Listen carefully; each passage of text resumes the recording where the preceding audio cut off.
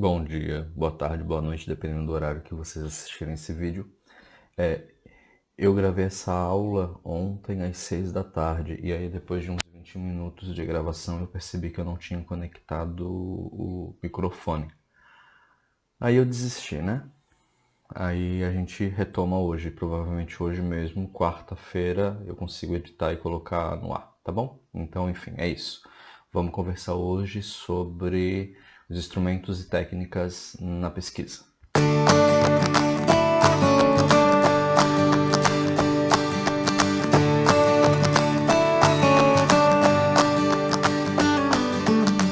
Pois bem, ferramentas e técnicas de pesquisa, vamos dar aí uma visão geral, né, e conversar um pouquinho sobre as ferramentas de pesquisa, tá? O que a gente vai discutir então no vídeo de hoje? A gente vai passar pelos seguintes tópicos, né? Anotações e sublinhar. Pode parecer algo simples, que cada um desenvolve a sua maneira de fazer, né, no contato com material físico ou digital, mas é importante a gente também conversar um pouquinho sobre. Além disso, a gente vai falar sobre técnicas de pesquisa, mais especificamente a pesquisa documental e a bibliográfica, né? A gente vai diferenciar elas e a gente vai entrar de maneira mais detida na pesquisa bibliográfica, incluindo não apenas a apresentação dela, mas também os passos da pesquisa bibliográfica. Além disso, a gente também vai falar sobre estratégias de leitura, análise do texto, como que a gente produz fichamentos. A gente já conversou sobre isso em outras ocasiões, mas hoje a gente vai, né, dar uma reforçada. E por fim a gente vai ter uma breve introdução a referências pela ABNT. Eu não vou ainda falar o que é a ABNT, como que a ABNT se organiza, como que se dão os manuais de orientação dela.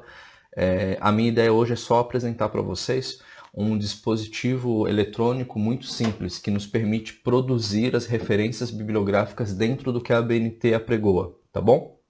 Então, basicamente é isso o que a gente vai discutir hoje nesse vídeo. Então, no encontro passado, a gente utilizou esse texto aqui como base. A gente utilizou dois artigos desse livro, Pesquisa Social, Teoria, Método e Criatividade.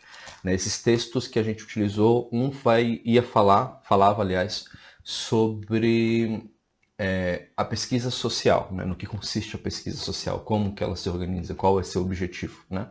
E também a gente usou um outro texto nesse livro que ia falar sobre a estrutura do projeto de pesquisa. Então, essa estrutura do projeto de pesquisa prevê delimitação do tema, objeto de pesquisa, objetivo geral, objetivos específicos, né? Apresentava uma distinção entre método e metodologia.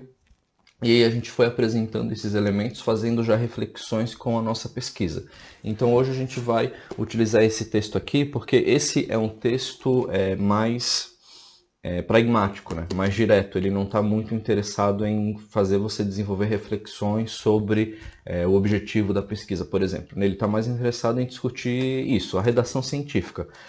E aí o título mesmo vai nos explicar isso, né? A prática de fechamentos, resumos e resenhas. Então eu fui pegando alguns trechos desse livro, né? Eu passei por ele inteiro, assim, fiz uma leitura dinâmica e fui pensando os pontos que poderiam interessar mais para o nosso debate, tá bom?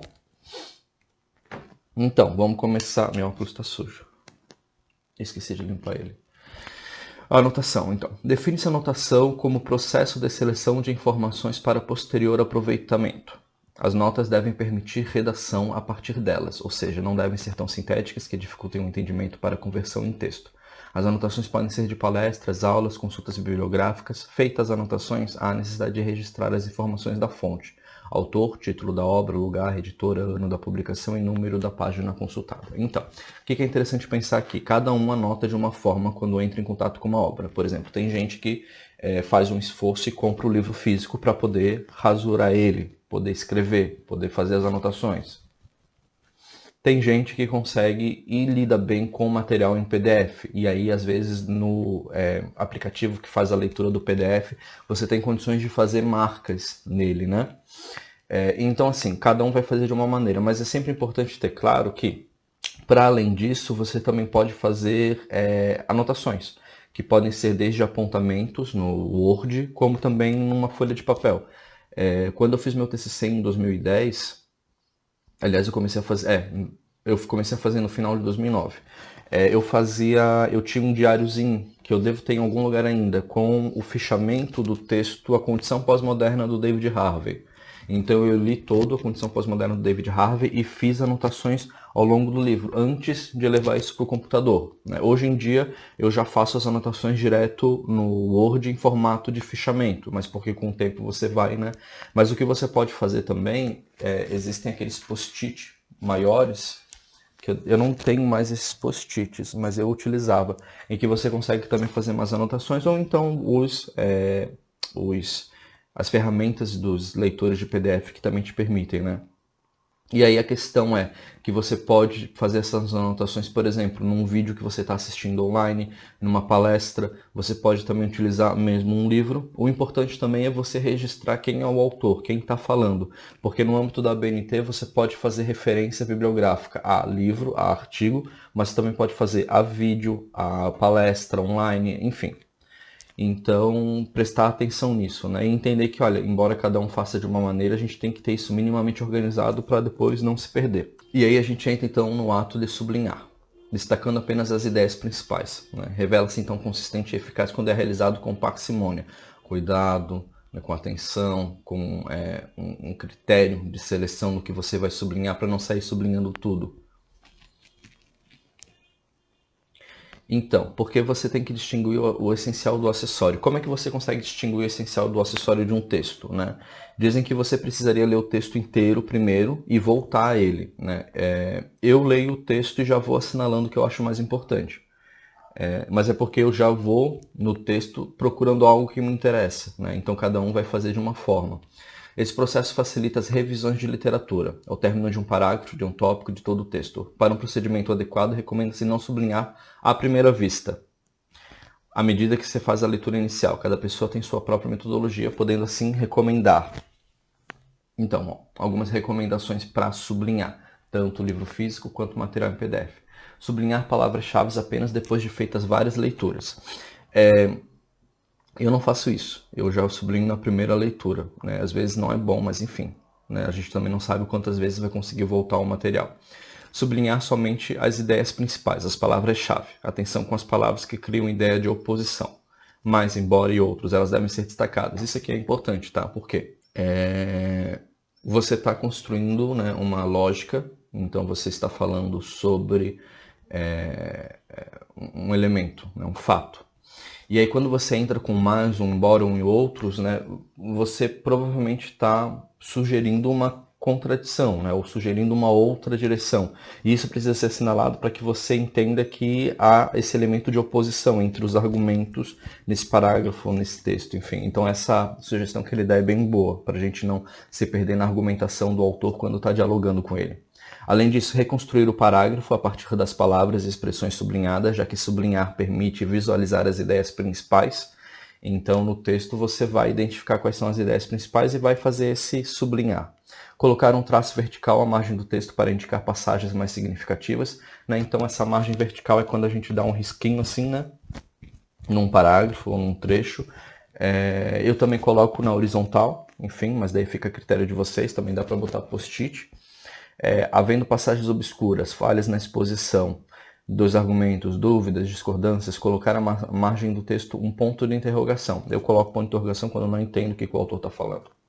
E às vezes eu vou no Google e dou uma consultada, né, para ver se eu entendo de onde que vem aquela ideia, qual que é a sugestão dele. Também quando eu gosto muito da passagem, eu coloco um ponto de exclamação, né, para eu entender que aquilo me impactou na leitura. E para chamar a atenção para uma expressão tópica de todos os textos, usar a linha dupla ao sublinhar, né? Isso é para aquele momento central. Eu tenho aqui, por exemplo, esse texto que eu li há 2 semanas atrás, né? Esse curto-circuito, o vírus e a volta do Estado. A Laura Carvalho, ela é economista e ela vai falar sobre o impacto, né, da pandemia da Covid-19 na nossa economia e pensando também a relação que a gente tem com o Estado. E o livro é muito interessante, assim. Mas eu percebi que o que eu provavelmente usaria para um texto futuro são as reflexões dela sobre os programas de transferência de renda, agora durante a pandemia. Então a gente tem um quadro super caótico no mundo, né? Que uma das estratégias foram programas de transferência de renda criados, né, ou fomentados a toque de caixa. E ela vai falando do impacto disso, positivo, né, mas também bastante problemático. E aí a gente está nessa celeuma aí do renda cidadã e do auxílio emergencial no Brasil. Então eu muito possivelmente nas minhas férias, isso se eu tiver férias, eu provavelmente vou escrever um texto sobre auxílio emergencial, sobre programas de transferência de renda durante a pandemia. Então, embora eu tenha lido ela e marcado tudo isso, o trecho que mais me chamou a atenção é o que envolve isso aqui, e aí eu anotei do lado. Então essa é uma forma de, quando eu for voltar a esse texto para fazer os fichamentos e desenvolver a pesquisa sobre programas de transferência de renda, que depois pode virar um texto, um capítulo de livro, um artigo, eu já sei que está lá. Então a gente tem técnicas distintas para pensar a pesquisa. Deixa eu botar aqui direito. Para pensar a pesquisa, né? E sublinhar não é algo simples, então. É isso que eu quero que vocês saibam. Vocês desenvolvem a metodologia de vocês, mas vocês precisam ser coerentes e cuidadosos, tá bom? E aí a gente entra então nas técnicas de pesquisa. Pesquisa documental e bibliográfica. A pesquisa documental compreende o levantamento de documentos que ainda não foram utilizados como base de uma pesquisa. Um exemplo. Vamos pegar aí a proposta da Lailiene, que fala sobre as legislações no âmbito do litoral paranaense sobre a população em situação de rua. Então a Lailiene ela vai ter que ir procurando nos sites das prefeituras, das câmaras de vereadores, as leis, né, as normativas, as orientações que vão falar sobre a população em situação de rua, né, ou vão versar sobre esse tema. Então, esse trecho, essa etapa da pesquisa documental, ela pode ser considerada uma pesquisa documental, porque a gente está levantando documentos, a gente não está dialogando, por exemplo, com um livro, né? Então, a gente tem aqui um livro, tá? E esse livro, ele é um elemento que a gente poderia incluir aí na pesquisa bibliográfica, né? Mas não, quando é um documento, é considerado um outro tipo de fonte. Por quê? Porque ele não está tratado ainda, ou ele ainda não tem uma análise ou uma reflexão teórica a partir dele, né? Nós é que vamos desenvolver isso. Então, isso envolve uma etapa que a gente pode chamar de pesquisa documental. Os documentos podem ser encontrados, então, em arquivos públicos, empresas particulares, arquivos de entidades educacionais, científicas, em arquivos de instituições religiosas, ou mesmo em particulares, em cartórios, museus, diários, entre outros. Enfim, tudo isso. Então, isso é pesquisa documental, né? O que não foi tratado ainda, analisado ainda categoricamente, pensando a pesquisa. E aí, esses textos eles podem ser classificados em primários, né? Na pesquisa já incluindo também a bibliográfica aqui, tá, gente? Podem ser primários, né? Livros, jornais, periódicos, artigos, relatórios. Podem ser secundários, bibliografias, resumos, traduções, textos produzidos pelo serviço de documentação. E podem ser terciários, né? Estudos recapitulativos. Então, o que isso significa? Por exemplo, quando a gente vai fazer uma pesquisa, a gente vai verificar quais foram os elementos anteriores a ela. Então, por exemplo, a gente tem aqui no litoral paranaense uma dissertação de mestrado bem bacana de um professor que pesquisou sobre as associações de catadores de material reciclado.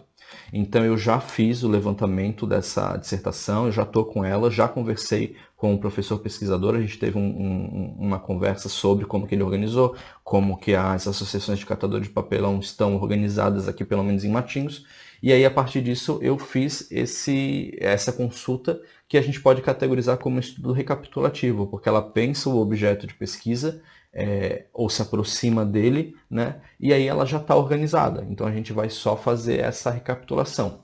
Os primários, que são os livros, que aí vocês já estão aí com eles disponíveis, né, na equipe. Periódicos, artigos, relatórios, enfim, isso tudo a gente pode considerar como fontes primárias, né? E os secundários aí são menos comuns, né? Mas a gente pode incluir aí bibliografias, resumos, traduções, textos produzidos pelo serviço de documentação, enfim. Aqui não entra o que eu estava falando antes sobre a lei, tá? Porque aqui é só a pesquisa bibliográfica, né? A questão da documentação. Então a pesquisa bibliográfica ela inclui-se nos procedimentos de documentação indireta e significa o levantamento da bibliografia referente ao assunto que se deseja estudar. A pesquisa bibliográfica apresenta 4 etapas: identificação, localização, compilação e fichamento. Então é isso que a gente vai fazer ao longo da nossa pesquisa, né? Primeira, identificação. Cuida do recolhimento bibliográfico que existe a respeito do assunto em questão. Esse levantamento é feito por meio de catálogos de editoras, livrarias, de órgãos públicos, de entidades de classe, de universidades, de bibliotecas. Essa identificação eu já fiz de certa maneira, né? Eu elenquei alguns materiais que eu já tenho lido, né? Alguns que eu produzi também, e pensando outros elementos que perpassam, né? Como por exemplo textos sobre necessidades básicas, textos sobre direito à cidade. Então isso tudo já está no Microsoft Teams, a gente já fez de certa maneira essa identificação. Localização é a fase posterior ao levantamento bibliográfico, e significa a localização das obras específicas, a fim de conseguir as informações necessárias. Então, essa localização, para vocês, vai passar muito por material que vocês tragam para pesquisa, né? Daí fica por conta de vocês. Então, pensando, por exemplo, os planos individuais de trabalho, né? A Luana, ela percebeu que ela precisa de um outro texto do serviço social que vai fazer essa categorização sobre a população de rua. Vamos pensar, por exemplo, que a Luana decide fazer o levantamento das dissertações e teses que versem sobre esse tema. Um exemplo. Então ela vai localizar essas dissertações e teses para entender como que o serviço social, enquanto categoria, discorre sobre esse tema.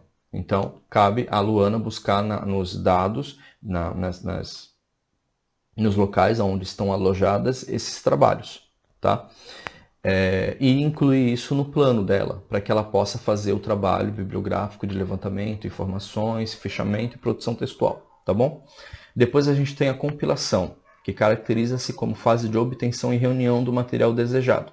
Então, eu levantei aí 2 livros, né? O Sair para o Mundo e o sobre Trabalho, Serviço Social e População em Situação de Rua. Não é esse o título, mas é da Silva, o livro, se eu não me engano.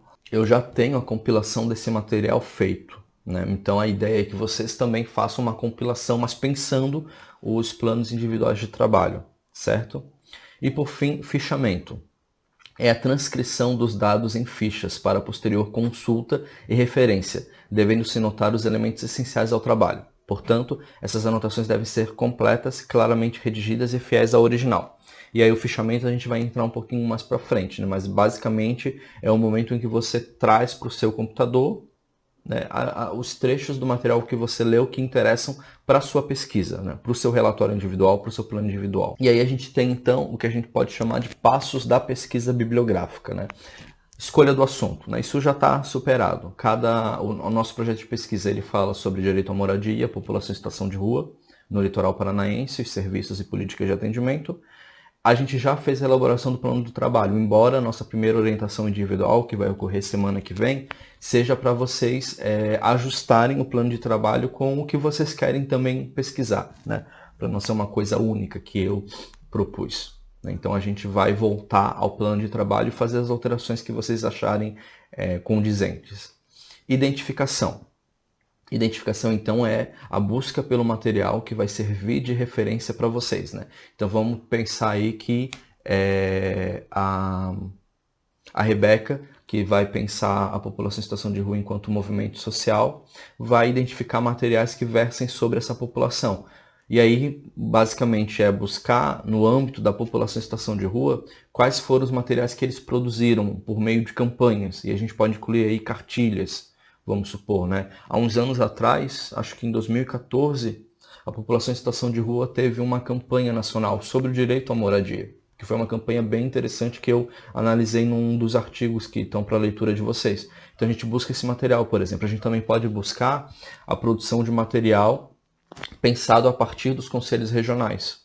Conselho Regional do Serviço Social, da Psicologia, enfim, das profissões que atuam com essa população, para saber também como que isso está organizado, né? Pensando o plano de trabalho da Rebeca, né? Então, essa identificação passa por aí, pelos locais que você vai optar para fazer o levantamento do material de consulta, certo? E aí, depois da identificação, essa localização, que é justamente isso, onde é que eu encontro esse material? Eu encontro, eu tenho que comprar o livro, eu tenho que baixar o PDF, eu tenho que, enfim, tenho que ir à Câmara de Vereadores, ver o conjunto de leis no município, a gente vai ter que descobrir isso juntos daí.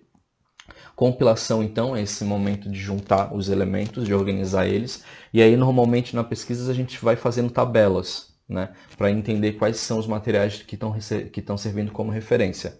Aí depois a gente faz o fichamento, né? O fichamento ele pode ser feito antes também, né? Assim que você entra em contato com o material, mas é importante dar essa geral para você entender o que é essencial a ser fichado para que você não venha fichar um material que não vai subsidiar necessariamente a parte mais importante da pesquisa, tá?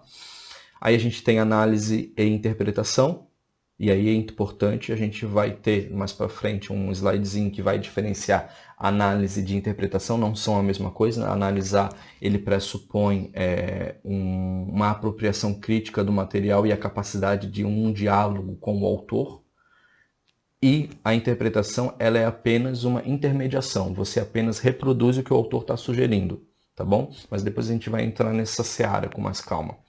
E por fim a redação, que é quando você vai produzir o seu material. E aí você pode produzir junto com outra pessoa, você pode produzir sozinho. O importante é que você, enquanto autor, se coloque ali no processo, enquanto autor, enquanto pesquisador. Então vamos falar um pouquinho sobre estratégias de leitura, né? Como que você realiza suas leituras. Para Freire, a leitura do mundo precede sempre a leitura da palavra. E a leitura desta implica a continuidade da leitura daquele. Então, para o Paulo Freire, primeiro a gente tem que compreender e entender o mundo, e depois dessa compreensão acerca do mundo a gente consegue, né, ir para esse material produzido, esse conteúdo, para saber do que exatamente que ele está se referindo.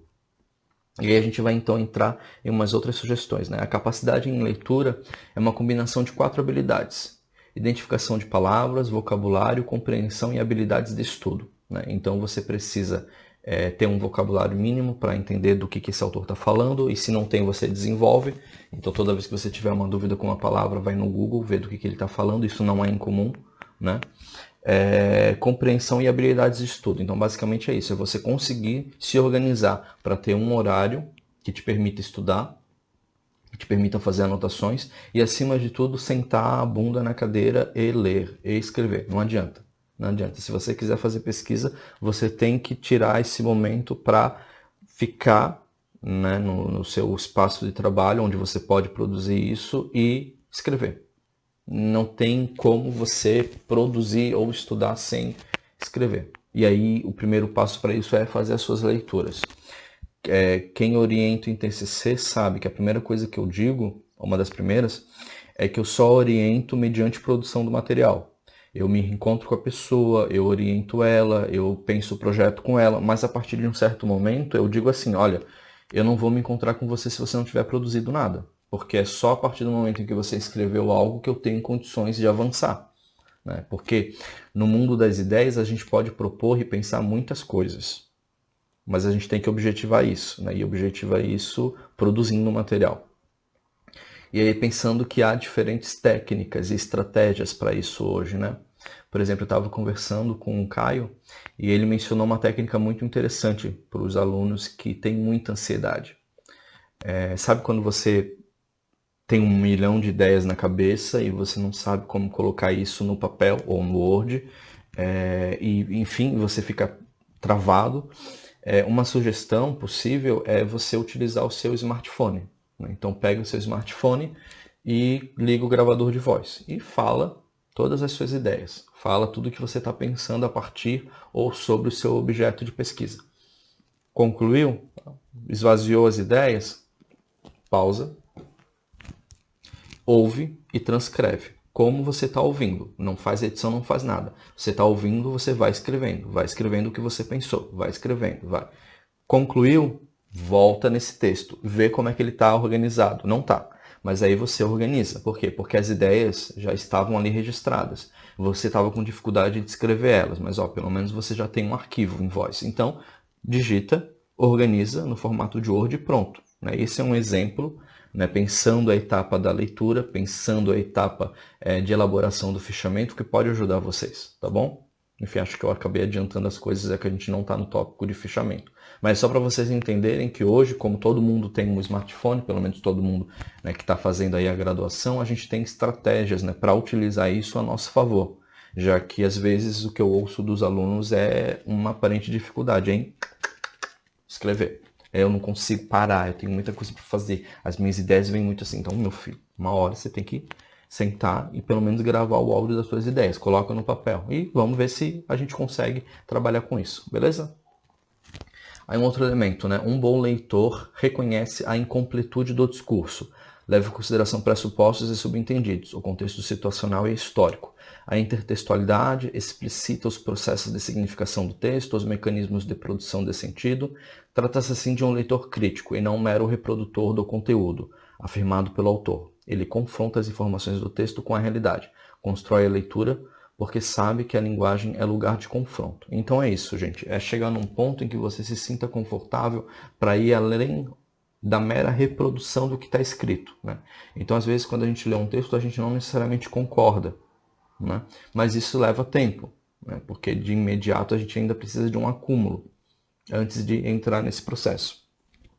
Mas assim, o processo de leitura, o processo de elaboração de texto, né? E de objetivação mesmo, no formato de artigo, no formato de capítulo de livro, no formato de projeto de pesquisa, isso tudo é como um músculo que você tem que praticar. Então, assim, eu lembro que quando eu publiquei o meu primeiro artigo em 2014, nossa, foi algo assim, foi um parto. Na verdade, meu primeiro capítulo, que é sobre análise institucional, ele era um capítulo da minha dissertação, meu primeiro artigo publicado, que não entrou na dissertação, né? Minha orientadora disse, tira, isso aqui tá bom, mas não cabe no teu projeto, vamos tirar para publicar isso. E deu certo.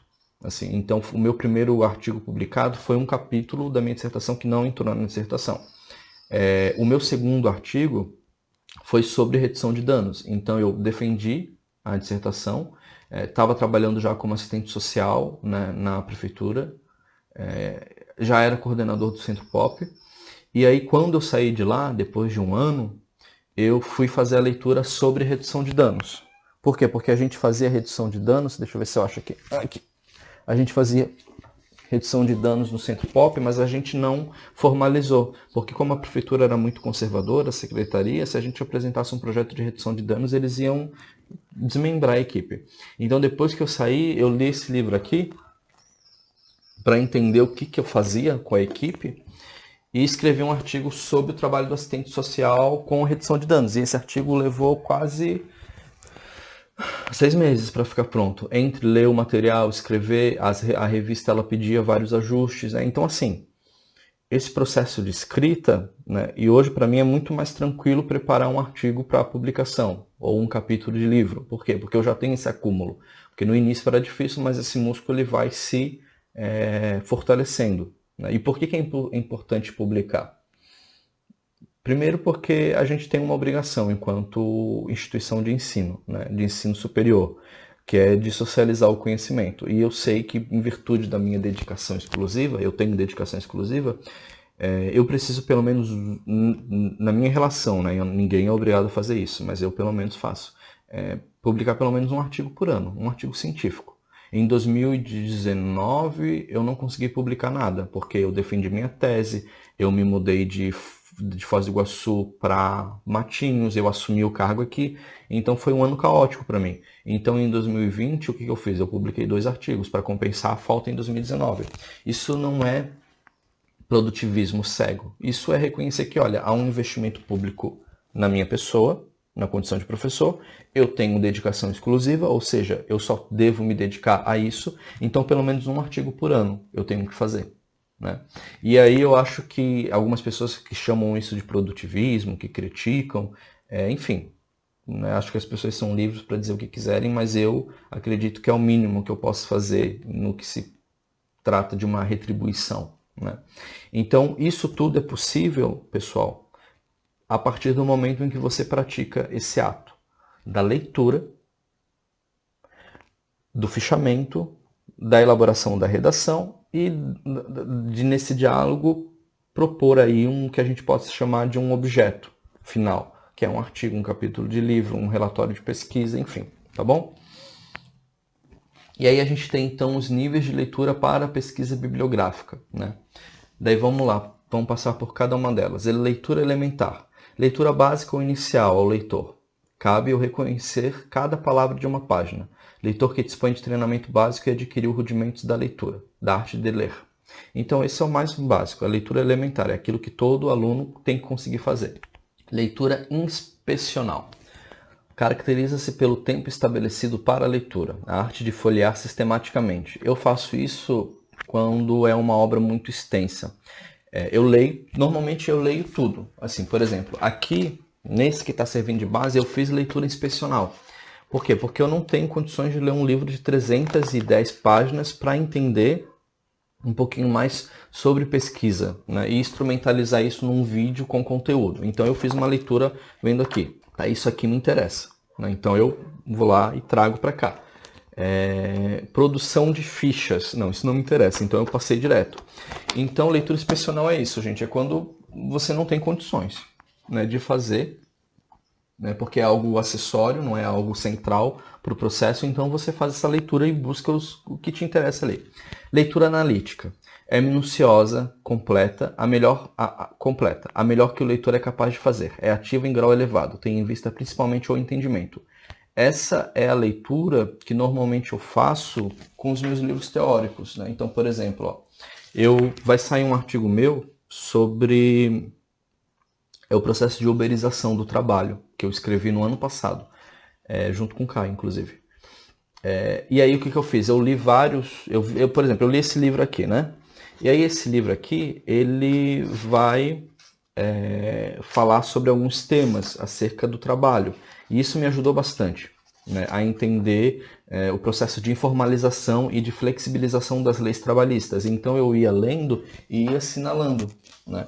Então isso é uma leitura analítica, porque você vai assinalando, você vai cotejando isso com outros dados que você conhece, né? E isso vai enriquecendo o conteúdo ou o material. E a leitura sintópica, que é a leitura comparativa de quem lê muitos livros correlacionando-os entre si, nível ativo e laborioso da leitura. E aí isso é interessante, porque, por exemplo, o que eu fiz pensando nesse material? Eu tenho aqui esse, eu tenho esse, e devo ter mais alguns aí que eu usei, né? Então, para esse artigo sobre flexibilização das leis trabalhistas, eu li, por exemplo, esse livro aqui, Uberização, eu li Big Tech e li esse aqui. E aí esses 3 livros, né, que houveram outros, eu fui cotejando no processo de elaboração do artigo. Então eu fazia com que os autores conversassem nesse processo de diálogo, né, e trazia alguns elementos, porque o meu tema no artigo é sobre os sistemas de proteção social e as flexibilizações no trabalho. Então, por exemplo, hoje o Big Tech, que a gente vai chamar de Big Tech, ele está ensaiando um tipo de proteção social atrelado aos serviços que os aplicativos ofertam. E isso está muito evidente quando o Uber, por exemplo, ele oferece assessoria para as prefeituras, para pensar o sistema de transporte.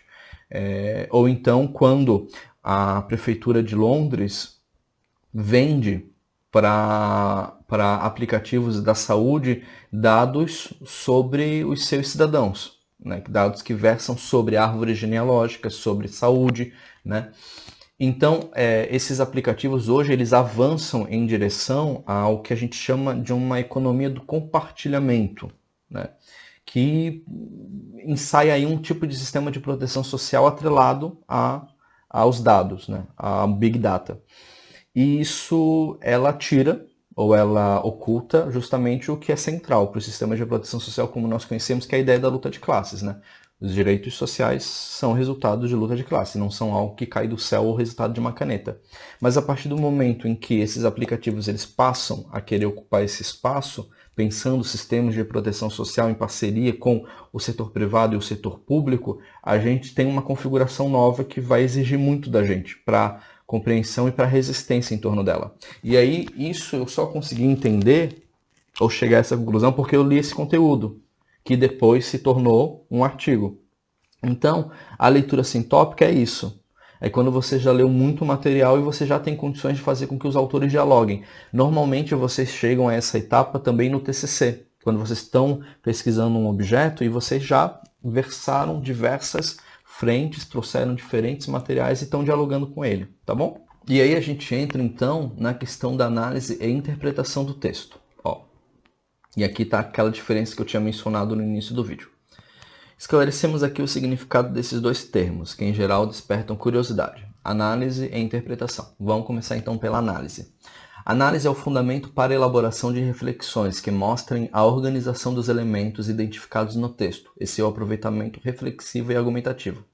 A leitura é... Ih, tá errado. A leitura é um processo de incorporação do texto à vida, de aceitação ou negação dele, estabelecendo o diálogo pelo qual o leitor se constitui em sujeito da leitura, um ato criativo, e não reprodutor. Feita a leitura, o leitor volta-se para a comparação que envolvem o texto e outras situações semelhantes de épocas, para estabelecer relações de semelhança e diferença. Ao comparar, relacionam-se conteúdos e opinam-se sobre os fatos arrolados. Então, essa é a análise, né? Quando você vai além da mera interpretação do texto, tá? Por exemplo, quando a gente escreve numa prova, analise esse trecho, não é o mesmo quando o professor diz interprete esse trecho, né? Ou pensando também disserte sobre tal tema. Então, são coisas diferentes. Dissertar não é o mesmo que analisar, que não é o mesmo que interpretar. E aí, pensando aí a interpretação, como que a gente pode definir isso? É processo, num primeiro momento, de dizer o que o autor disse, parafraseando o texto, resumindo-o. É reproduzir as ideias do texto. Num segundo momento, entende-se interpretação como comentário, discussão das ideias do texto. Analisar significa, portanto, decompor, examinar sistematicamente os elementos que compõem o texto. Essa dissecação tem como objetivo penetrar nas ideias do autor e compreender como o todo organizado. A análise é desenvolvida por meio da explicação, da discussão que os temas abordados ensejam da avaliação. Então, essa é a diferença. A gente interpreta quando a gente apenas reproduz o que o autor que a gente lê está afirmando, e a análise é quando a gente consegue ir um pouco além, no sentido de adensar essa leitura, mediante alguns fatos que dialogam com leituras anteriores, com o conhecimento que a gente já detém, tá bom? Esse slide está com alguns erros, enfim, mas eu não vou fazer a correção não, que eu estou sem tempo e esse vídeo tem que entrar no ar hoje. Mas é porque no Canvas a letra é muito pequena e eu fiz essa apresentação no Canvas, então isso deve ter passado por mim, tá? Peço desculpas por isso. E aí vamos entrar então nos fichamentos, né? Vamos entrar nos fichamentos então. Como é que você vai fazer o seu fichamento? É assim, tem gente que faz fichamento bem, né? Gente que pega, lê o texto, separa as partes mais importantes, mais interessantes para a sua pesquisa, enfim. E tem gente que tem dificuldade, normal. Quando eu comecei a fazer fichamento, quem me ensinou foi a minha orientadora, a professora Simone, com quem eu trabalho até hoje. E aí ela falou o seguinte para mim, o primeiro fichamento que ela me obrigou a fazer. E eu digo obrigou porque foi obrigação mesmo, senão ela não ia me orientar. Cadê? Aqui, ó. O primeiro fichamento que eu fiz foi desse livro aqui, A Condição Pós-Moderna, do David Harvey. Esse não é o livro que eu fichei, tá? Era uma edição mais antiga, bem antiga, inclusive, que eu peguei na biblioteca. Mas ela explicou para mim o seguinte: Robson, lê esse texto, assinala as partes mais interessantes pensando o teu objeto, e depois dessas partes que você assinalou, você leva para o Word, digita. E aí você já vai colocando o trecho do texto. Então você digita o trecho e coloca a página 27 para saber que está lá. Mas você só copia o trecho, você não altera ainda. Fez isso, acabou? Você leu o texto, você marcou as partes que mais te interessavam, você foi no Word, você passou para o Word os trechos, né, desse processo de fichamento. Fez isso, volta a esse texto do Word, relê ele todo. Essas são as ideias que você elencou, que você escolheu, que te interessam. Então, utiliza esses trechos para escrever o teu material. E aí, como que você escreve esse material? Você lê esse conteúdo e aí lembrem das técnicas. Eu posso sublinhar as palavras-chave, posso identificar a ideia do autor. O importante é eu avançar. Então, eu não vou copiar esse trecho agora, porque eu estou fazendo a redação. Eu vou escrever. Quando houver um trecho que eu acho que é muito importante, eu mantenho ele como referência, indireta ou direta, né? Referência, se eu não me engano, a direta é quando... enfim, são 3 tipos de citação, tá? Quando você utiliza as ideias do autor, aí você coloca a ideia num parágrafo, e no meio dele ou no final dele você coloca entre parênteses o nome do autor e o ano. Então, eu utilizo aqui uma ideia do David Harvey, vamos supor, sobre a reestruturação produtiva. A ideia é dele, não é minha, mas eu escrevi com as minhas palavras. Então, eu coloco entre parênteses conforme não, desculpa. só coloco entre parênteses, Harvey e o ano da obra. O ano da obra é 2014. Beleza, fiz isso. Quando eu quero utilizar um trecho do autor, eu tenho que então incorporar ela no interior do texto. E aí não é mais o parênteses no final ou no meio da citação. E aí eu tenho que usar aspas, quando a citação tem menos de 3 linhas. Ou não ultrapassa 3, ou enfim, não ultrapassa 3 linhas. Então, vamos pegar aqui um trecho do texto. Eu quero que vá com as palavras do autor, para ilustrar a ideia que eu estou apresentando. Então eu coloco entre aspas, conto 1, 2, 3, não passa de 3, fecho as aspas e coloco o nome do autor, o sobrenome do autor, aliás, o ano e a página, separado por vírgula. Tá? E aí eu incorporo isso no meu texto, que é o fichamento, que é o resultado desse fichamento, que já está virando a redação. E quando o autor apresenta uma ideia muito boa, que eu não quero mexer, tá ótimo, não mexe, não toca, deixa assim. Eu pego o parágrafo inteiro, pego o trecho inteiro, que é mais de 3 linhas, e coloco como citação recuada em 4 parênteses de tamanho 10 com espaço 1, que são aqueles quadrados no meio do texto, assim. E isso é importante, porque a gente tem que ser fiel ao que o autor está colocando e tem que reconhecer a competência dele. Isso é uma forma de produzir fichamento, tá? Que é a técnica que eu utilizo. Eu desenvolvi ela desde a época do meu TCC e tem dado certo para mim, me ajuda. Inclusive eu tenho fichamentos de quando eu fiz a prova do mestrado. Então tem um livro da Yamamoto, Fetiche, uma coisa assim, Serviço Social e Fetiche, uma coisa assim.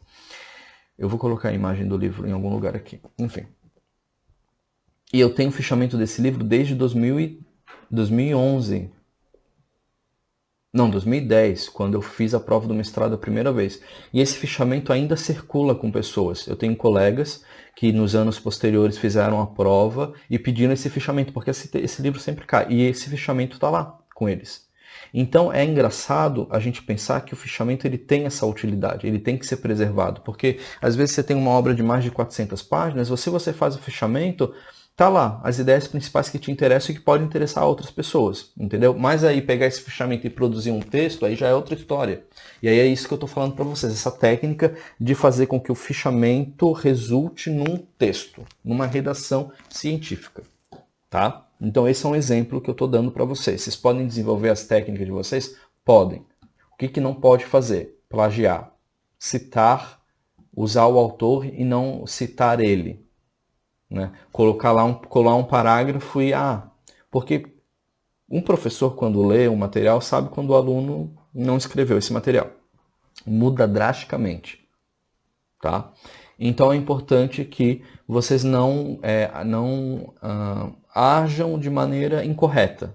Né? Porque daí você não está produzindo conhecimento. Você está replicando de maneira indevida e assumindo a autoria de algo que não é de sua autoria. Inclusive ideias. Tá bom?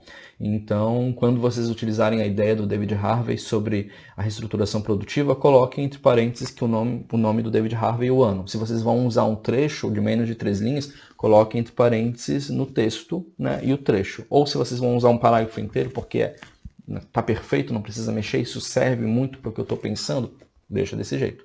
Tá? Enfim, é só uma apresentação grosseira, assim, da maneira como você estrutura um texto pensando no fichamento, o ato de fichar. Mas é por aí. Então, o que eu sugiro a vocês, produzam os fichamentos de vocês para que depois, quando vocês tiverem que fazer a redação do relatório de pesquisa, do artigo, do capítulo, o que for que vocês façam depois, vocês já têm esse material fechado. Tá bom? E aí agora a gente vai entrar no nosso último tópico, tá? Que é referências conforme normas da BNT. Ó, eu coloquei aqui esse endereço. Tá? Por quê? Porque existe uma página na internet da UFSC que é muito boa e que vai ajudar vocês a fazer as referências de vocês, tá? Deixa eu mudar aqui o modo de exibição. Eu coloco UFSC referências no Google e aí vai abrir esse site aqui, www.more.ufsc.br. Eu entro aqui em mecanismos online para referências. Preste atenção nesse trecho porque eu vou cobrar isso de vocês. Eu não quero mais saber de material entregue sem referência. Então vocês já estão recebendo as orientações de como fazer isso. Ó, você tem aqui essa tabela lateral, né? Então vamos pegar aqui, ó, monografia no todo. Vamos dizer então que eu utilizei um livro, tá? E que eu quero fazer a referência dele. Venho aqui em livros, tá? Tudo o que tem esse negocinho aqui, que eu sempre esqueço o nome, acho que é colchete, parênteses, enfim, eu não lembro o nome. Asterisco, tudo que tem asterisco é obrigatório, não tem como não colocar. Então vamos fazer as referências de um livro aqui que a gente estava, vamos fazer a referência desse aqui, que é mais novo, né? Curto Circuito, o nome do livro, tá? Então vamos botar aqui, ó. Qual que é o nome do autor? A primeira informação obrigatória para referenciar o livro, o nome do autor, né? Então, Laura Carvalho, certo? Título: Curto Circuito. Circuito. Subtítulo. Então, aqui é título e isso aqui é subtítulo, tá bom? O vírus e a volta do Estado. Número da edição, primeira edição. Local, cidade. Se não me engano é São Paulo, mas deixa eu confirmar.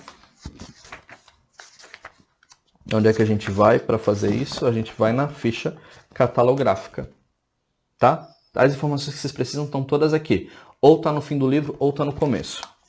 Então esse livro aqui, ele foi feito em São Paulo. São Paulo. Pela editora Todavia. No ano de 2020. Esse livro saiu esse ano e ele versa sobre a pandemia. Número de páginas. Esse livro tem 142 páginas. Vocês podem pegar a última página, aliás, 143. Podem pegar a última página escrita. Série. Tem série esse livro? Ele faz parte de uma série? Não. Ó. Aliás, é 144 páginas. Ó. Não sei se vocês vão conseguir ver, mas essas informações estão todas aqui, ó. É só transcrever para cá, para o sistema, tá? Pronto. Coloquei as informações que o sistema pede que são obrigatórias. Aí eu venho gerar referências. Ó, essa aqui é a referência bibliográfica que vai no final do livro. Então, Carvalho, Laura, Curto-Circuito, tá tudo dentro da BNT. Aqui é quando eu cito a Carvalho no interior do texto. Então eu uso uma ideia da Carvalho, ou conforme Carvalho, assim afirma Carvalho que um dos efeitos da pandemia foi o desenvolvimento de políticas de auxílio emergencial, uma coisa assim. Né? Ou então quando eu uso a Carvalho no interior do texto, né? Como citação mesmo. Tá? Então o sistema ele já apresenta tudo isso para vocês. É só ir lá e preencher esses dados. E aí vocês já conseguem colocar as referências no final do texto, para depois vocês não terem que fazer isso no final da pesquisa, tá? Aí vamos ver aqui, ó, por exemplo, além disso, o que eu vou ter? Ó, quando eu quero citar uma tese e uma dissertação, Ana, né, você que está usando dissertação para o seu TCC, você pode vir aqui e produzir a referência diretamente. Ou então eu quero um capítulo de livro, então parte de monografia, que é parte do trabalho, né? Então é um capítulo de livro, eu venho aqui. Então, por exemplo, você tem muitos livros no âmbito do serviço social que são separados em capítulos. Então, por exemplo, esse de pesquisa social que a gente utilizou, ele também é separado por capítulos. Então a gente usou o capítulo 1 e 2. Então eu venho aqui e faço as referências do capítulo 1 e do capítulo 2, ao invés de referenciar o livro todo, porque eu não estou usando o livro todo. Artigo de periódico. Então vamos pensar aí. Eu estou usando um artigo da Catálises. Então eu entro aqui em artigos de revista e eu vou preencher tudo que é asterisco, tá? E vou colocar também os outros dados que são importantes. Inclusive aqui, ó, por exemplo, os artigos da Catálises eles são online. Então a gente vem aqui em Sim e coloca o link. Tá? A gente preenche tudo isso, coloca o nome do autor, o título do artigo, subtítulo, o título da revista, subtítulo da revista, então o título da revista Catálise, não tem subtítulo, local Florianópolis, o número do fascículo, volume, tudo isso consta na revista, normalmente na margem inferior do periódico mesmo que vocês estão lendo, preenche, coloca a data, o dia, o mês e o ano que vocês acessaram e vai sair todos os dados, né? Então vamos pegar aqui um exemplo, né? Vamos entrar na Catálises.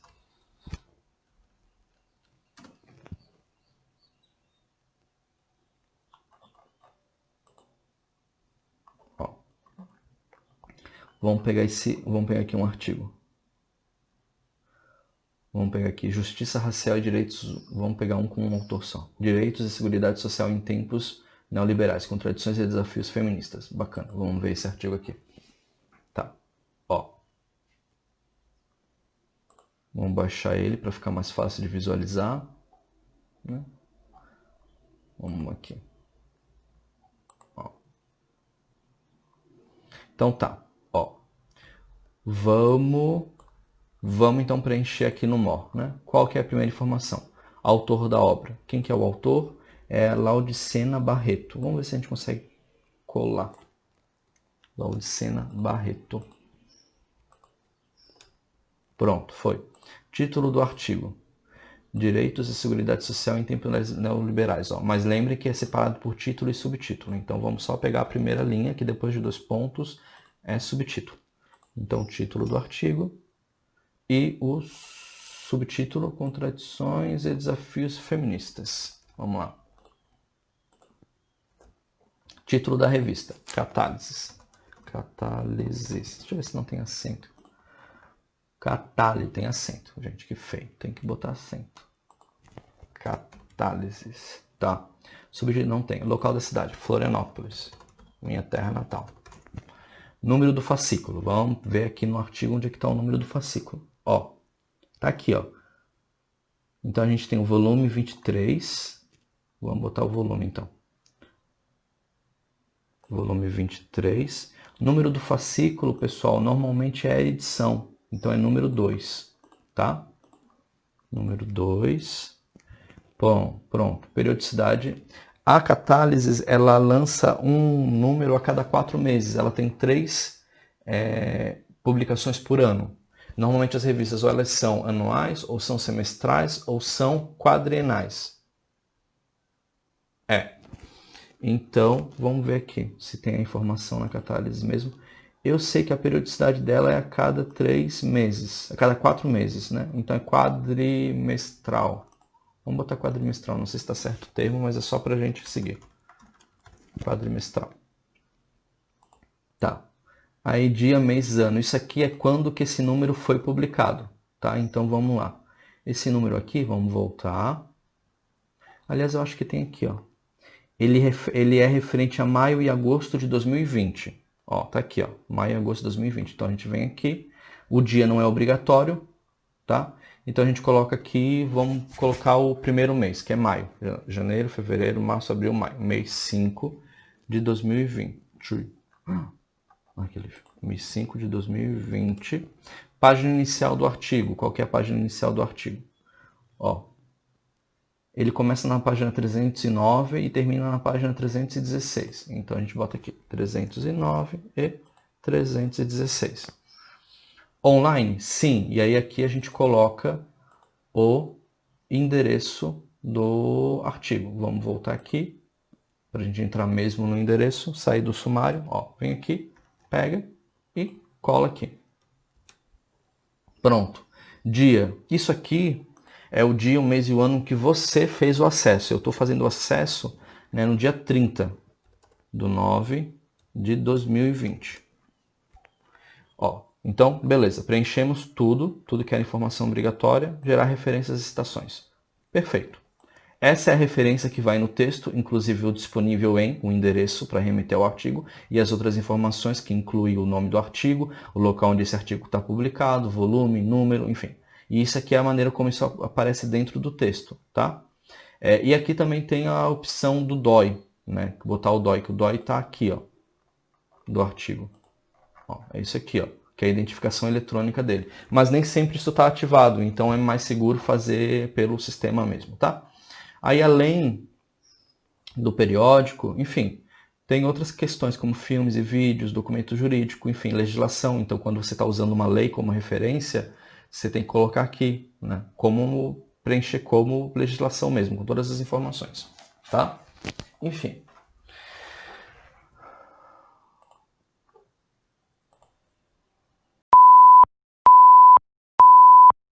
Pessoal, eu tive um problema no aplicativo, né? Estou passando o antivírus no PC, mas fundamentalmente a gente passou por todos os tópicos, tá? Bem na hora que começou a dar problema. E estou atualizando os aplicativos, enfim. O que eu vou pedir para vocês? Assistam o vídeo, assistam os outros, trabalhem o seu plano individual de trabalho, porque semana que vem a gente vai ter as orientações individuais. E aí a ideia é que a gente pegue junto o plano individual de trabalho e já dê uma direção para vocês, tá bom? Beleza? Pessoal, então um abraço e até a próxima.